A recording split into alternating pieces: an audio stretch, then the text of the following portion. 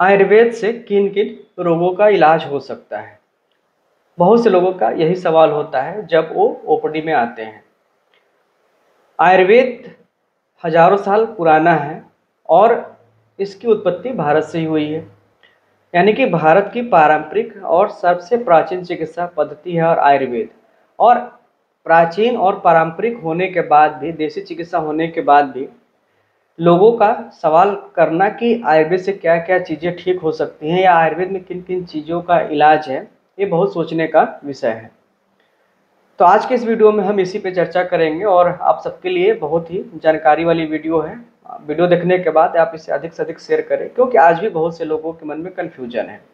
तो प्राचीन काल से ही आयुर्वेद में जो है हजारों रोगों का वर्णन है। अलग अलग काल खंड में अलग अलग ग्रंथ लिखे गए और उसमें अलग अलग रोगों का समावेश होता चला गया।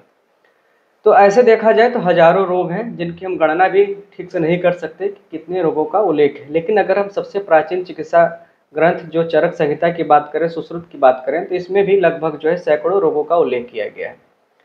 पहले ज़्यादा रोग होते ही नहीं थे, इसलिए भी हम कह सकते हैं कि रोगों की संख्या सीमित है। यानी कि जैसे कि अगर हम कोरोना की बात करें, अगर 20 साल पहले कोई कोरोना की बात करे तो कोई जानता भी नहीं था कोरोना क्या चीज़ होता है। लेकिन 2020-21 में आया और एक सबके लिए अब ये जाना पहचाना नाम है कोरोना। तो ऐसे ही जो है सदियों पहले, हजारों साल पहले की हम बात करें तो उस समय बहुत सी बीमारियां होती नहीं थी।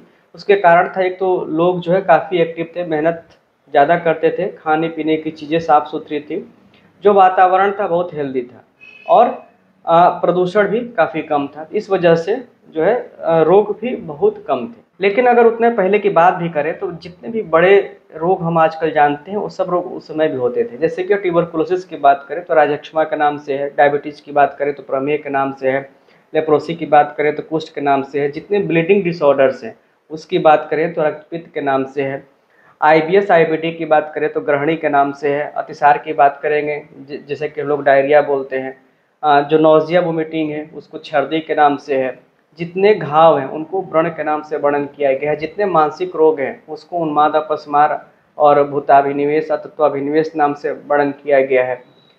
तो इस तरीके से देखा जाए तो लगभग चरक संहिता में मुझे लगता है कि 100 से 200 के आसपास रोग चरक संहिता में ही वर्णित हैं। इसके अलावा सुश्रुत में भी बहुत सारे रोग हैं, अष्टांग संग्रह और अष्टांग हृदय में भी बहुत से रोगों का वर्णन किया गया है। तो लगभग अगर सामान्य बात करें तो जितने भी रोग आप जानते हैं सभी रोगों का उल्लेख लगभग आयुर्वेद में है। जो आधुनिक रोग हैं जैसे कि कोविड है, कोविड नया आया है तो ऐसे रोग आपको आयुर्वेद में नहीं मिलेंगे। लेकिन जितने भी सामान्य रूप से रोग लोगों में होते हैं, चाहे सर्दी जुकाम हो, बुखार हो, टीबी हो, मलेरिया हो, ये सारी की सारी चीज़ें आयुर्वेद में वर्णित है। अंतर बस इतना है कि आजकल हम आधुनिक नामों से उन रोगों को जानते हैं और पहले उन रोगों का नाम जो है प्राचीन या संस्कृत वाले नाम थे, इसलिए लोग समझ नहीं पाते कि ये रोग आयुर्वेद में है या नहीं है। तो लगभग जितने रोग आप जानते हैं लगभग सभी के सभी आयुर्वेद में वर्णित हैं। सभी रोगों की चिकित्सा भी वर्णित है।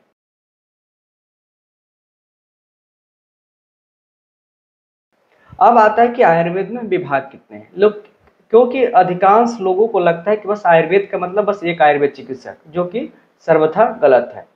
आयुर्वेद में सिर्फ एक आयुर्वेद चिकित्सक नहीं होता। आयुर्वेद का जो बेसिक एजुकेशन है वो BMS होता है और इसके बाद स्पेशलाइजेशन होता है जिसको कि MD या MS कहा जाता है। वर्तमान में पूरे देश में लगभग 14 विषयों में जो है MD यानी कि स्पेशलाइजेशन की डिग्री दी जाती है। एक है MD काय चिकित्सा जिसको कि MD मेडिसिन कहा जाता है।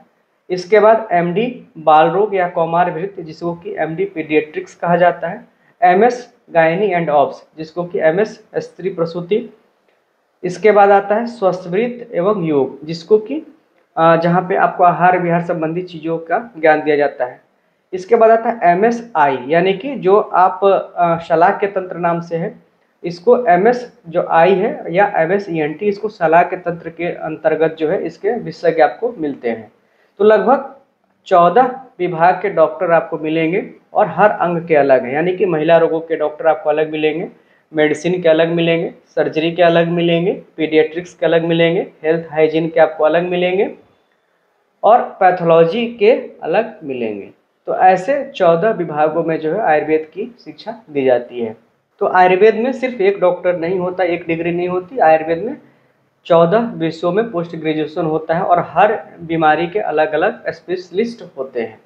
और अब सरकार की और योजना है कि इसमें एमडी के बाद डीएम आयुर्वेद लाया जाएगा, जिसमें कि आपको गैस्ट्रो के भी अलग मिलेंगे, कार्डियो के अलग मिलेंगे, आपके जॉइंट के अलग मिलेंगे, रेस्पिरेटरी के अलग मिलेंगे। तो जल्दी ही योजना आने वाली है, तो आपको और सुपर स्पेशलिस्ट इसमें आयुर्वेद के मिलने लगेंगे।